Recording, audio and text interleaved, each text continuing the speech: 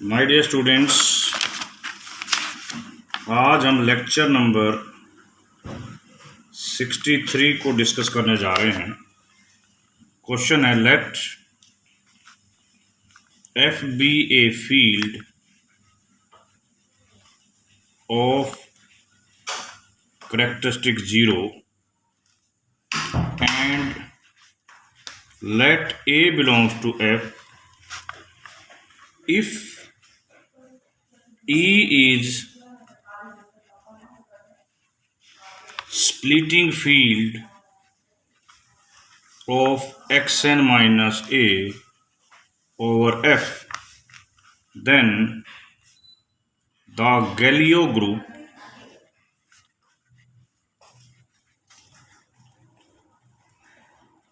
is solvable। ये हमारा question है। इसको सोल्वेबल प्रूव करना है। सोल्वेबल की डेफिनेशन जो आपने फर्स्ट सेमेस्टर में पढ़ी थी उसकी बात करनी है। अब हम इस थ्योरी को थोड़ा सा इस प्रकार हैंडल करते हैं। Proof, we first handle the case where f contains a primitive nth root of unity।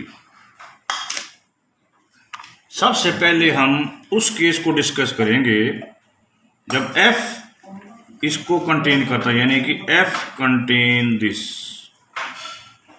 दूसरा केस वो बनाएंगे जब ये प्रिमिटिव रूट f के पास ना हो। Second point, let b be a 0 of xn minus a in extension field E of f, then the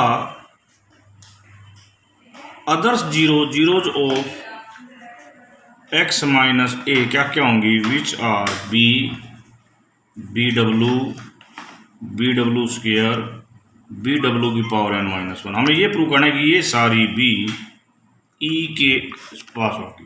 कैसी होंगी? बी ई के पास है, डब्ल्यू एफ के पास है, सारी चीजें ई के पास हो जाएंगी। ये सारी चीजें ई के पास हो जाएंगी। इसका मतलब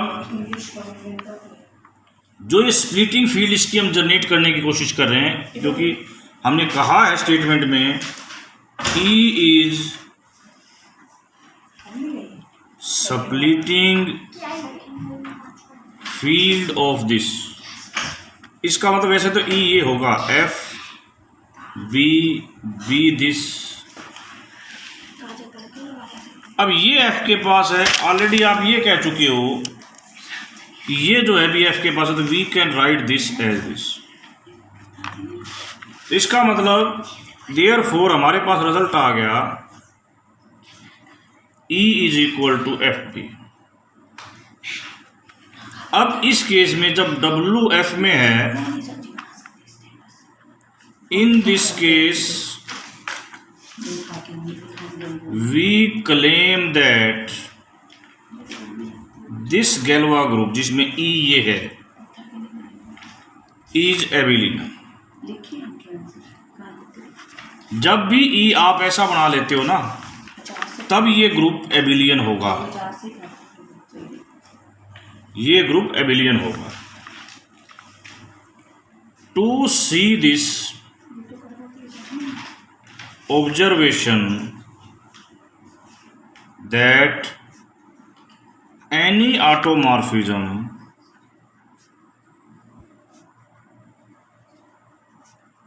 in Galois group E to F,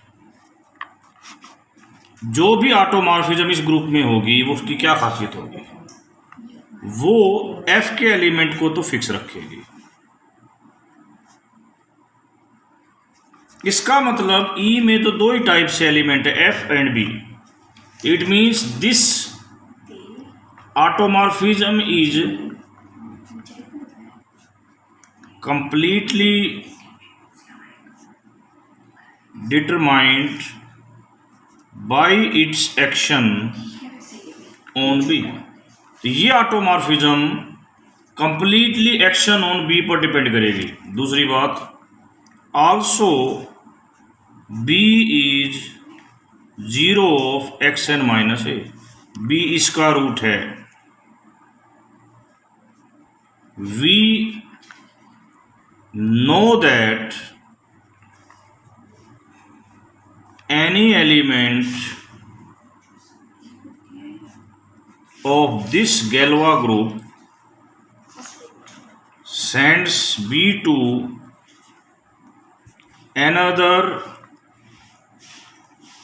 zero of B, another zero of this polynomial।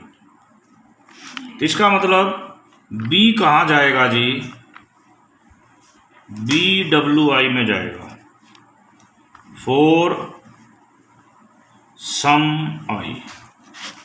अब हमने ये दो ऑटोमॉर्फिज्म ले ली हैं इस ग्रुप से, जिनके अंदर क्या खासियत है? खासियत है कि F के एलिमेंट को फिक्स करेंगी तो W भी F का एलिमेंट ये भी फिक्स होगा, सिग्मा भी W को फिक्स करेगा।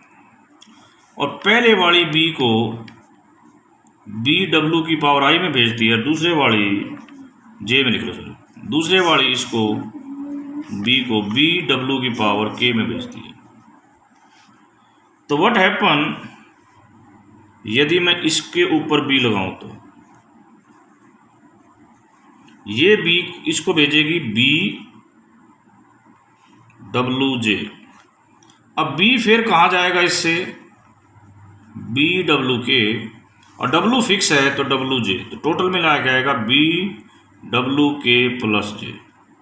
यदि इस चीज़ को इस प्रकार B पर कॉम्प्लीमेंट करके देखा जाए, इसका उत्तर पहले का कितना आएगा जी?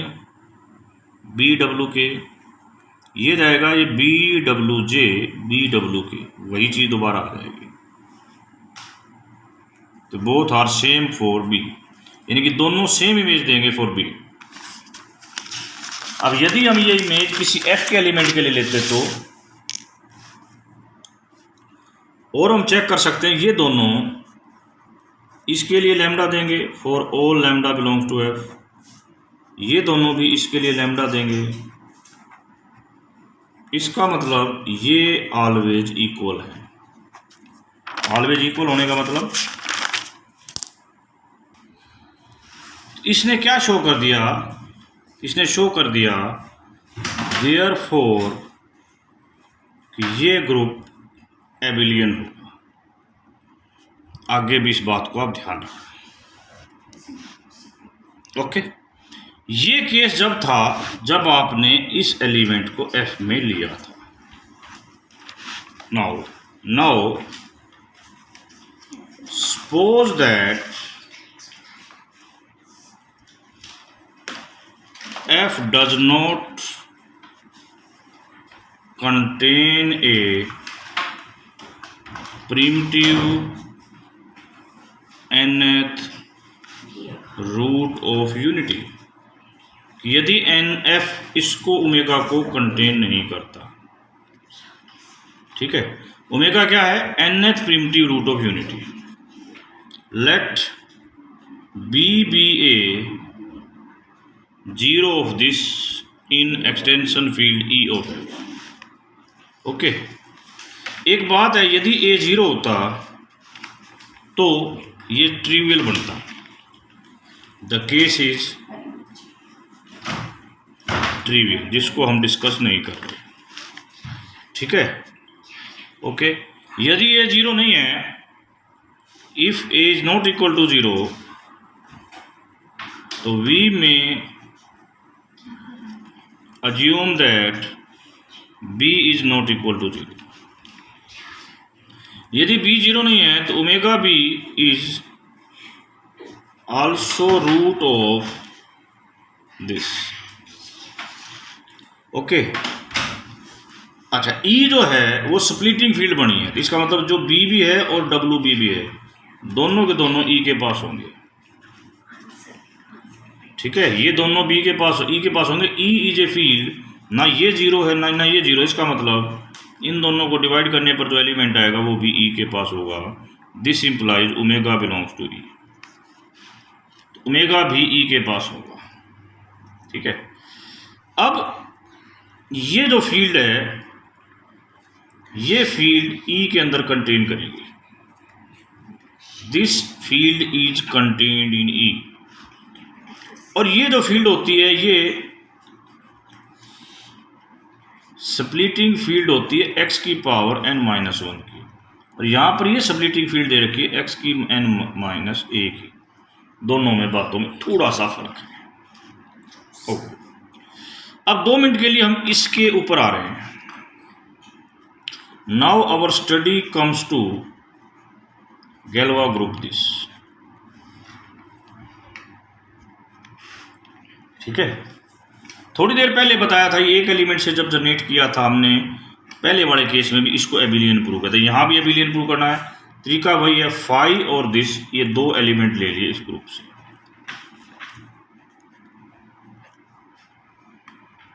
और फर्क क्या है कि यहाँ पर जो है ये भी जो ऑटोमॉर्फिज्म है कंप्लीटली डिटरमाइंड बाय ओमेगा, जैसे पिछले में कंप्लीटली डिटरमाइंड बाय बी थी, तो ये जाता है WJ में।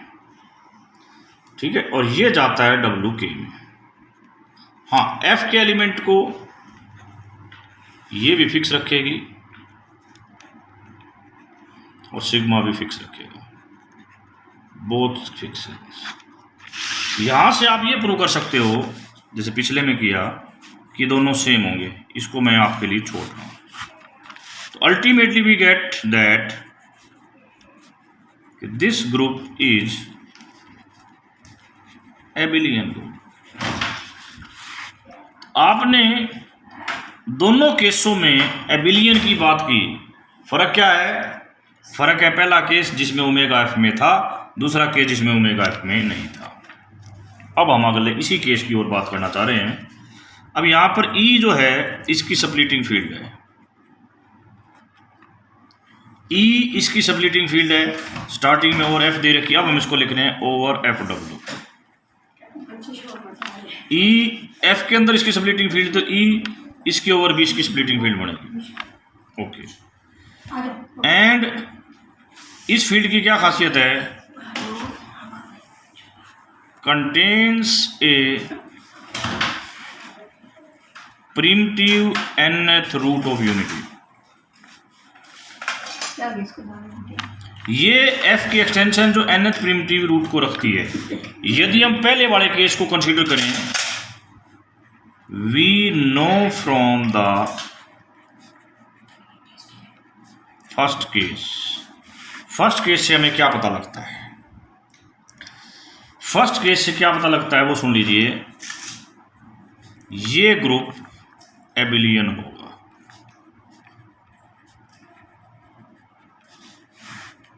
अब बच्चों मेन पार्ट पर आते हैं कि ग्रुप सॉल्वेबल की बात करनी है।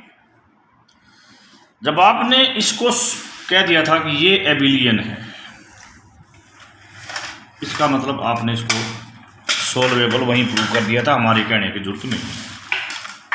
ठीक है, बट जब आपने ये कहा था, अब इसमें आप डायरेक्ट इसको एबिलियन प्रूव नहीं कर पाए। आपने क्या कर पाए वो देखिए। सारी बातें अब मैं डिटेल से बात करता हूं। अब हम जो यहां पर यूज करना चाह रहे हैं, fundamental theorem of Galois theory use करना चाह रहे हैं। Fundamental theorem of Galois theory, ये ग्रुप है।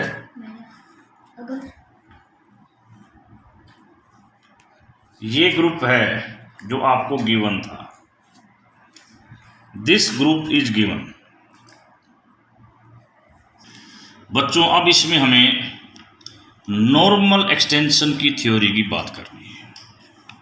वो कैसे करेंगे वो देखिए, उसको हम किसी तरह इन प्रिंसिपल क्वेश्चन में लेके आएंगे।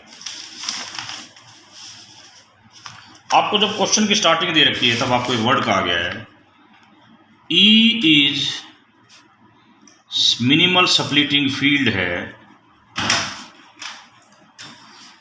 इस पॉलिनोमियल की ओवर एफ। ठीक है, एक बात। दूसरी बात,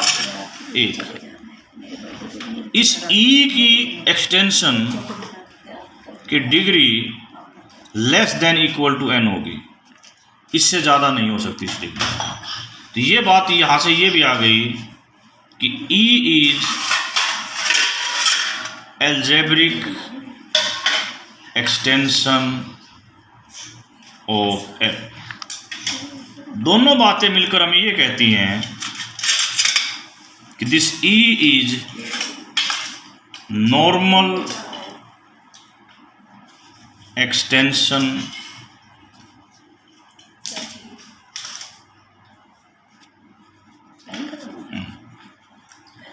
normal extension of F. E जो है नॉर्मल एक्सटेंशन ऑफ एफ होगी। इस नॉर्मल एक्सटेंशन का हमें क्या फायदा होने वाला है वो देखिए। आपको जो कराई गई एक थ्योरम थी उस पर आ रहा हूं। यहां पर बोला गया था आपको K is normal extension of F. K is normal extension of F. यहां से क्या प्रूव किया था कि ये जो ग्रुप है, ठीक है, ये इस ग्रुप के क्या होगा का नॉर्मल सब ग्रुप होगा।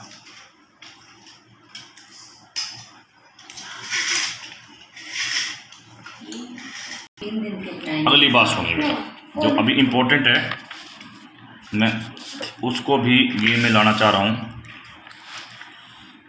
ई इज, इस दूसरे केस के अंदर बात करें, E is splitting field of this over F W भी है। हाँ, ये इंपॉर्टेंट है ये। अब जब इस एक्सटेंशन की डिग्री n है तो इस एक्सटेंशन की डिग्री भी n से लेस होगी, ये क्लियर है।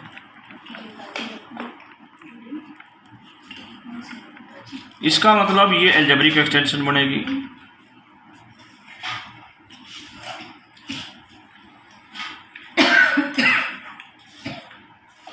ऑफ एफ डब्ल्यू बनेगी। सारी बातें मिलकर क्या कहेंगी, ई is normal extension of F W. एक छोटी सी बात और भी आप कर सकते थे, इस लाइन को ना लिखना चाहो तो। एफ से बड़ी फील्ड एफ डब्ल्यू है, एफ डब्ल्यू से बड़ी फील्ड ई है।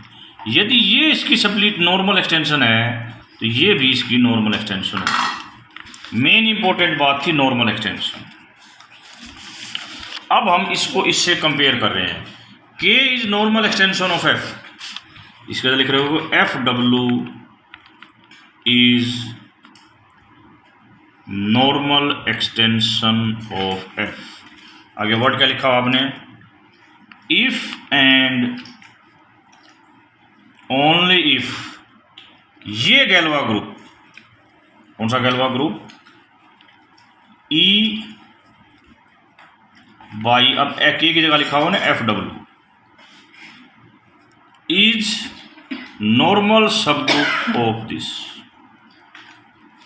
अल्टीमेटली आपने इसका नॉर्मल सब ग्रुप निकाल लिया।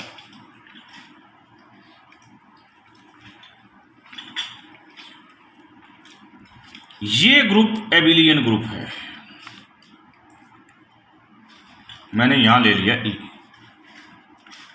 ये एक मैंने नॉर्मल सीरीज बनाई है, ये इसका देखो नॉर्मल सीरीज है ये, क्योंकि ये आइडेंटिटी इसका नॉर्मल सब ग्रुप सदा होता है, ये इसका normal, this is a normal series.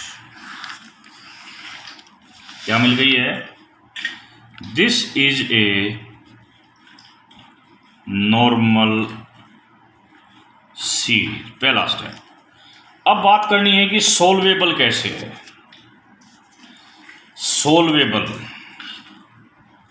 अब देखिए ये इसकी बात करनी है कि दिस बटे दिस क्या होगा, गैलोवा ई बाई एफ बटे में गैलोवा ई बाई एफ डब्ल्यू। ये क्या होगा, यदि इस थ्योरम का जिक्र किया जाए, इसी नॉर्मल एक्सटेंशन की बात को जो ऊपर लिखा गया है ना, तो ये थ्योरम क्या कहती है कि this is isomorphic to Galois F W by F, Galois F W by F. यदि हम ध्यान से आ जाएं कि ये पार्ट हमने प्रूव किया, इसको आपने सबसे पहले क्या प्रूव किया था कि यहाँ जाके आपने इस ग्रुप को एबिलियन प्रूव किया था। This is an abelian group. यही स्टेप तो बहुत इंपॉर्टेंट है, इसको आपने एबिलियन प्रूव कर दिया। दूसरा स्टेप, अब ये बटे ये करोगे तो क्या आएगा,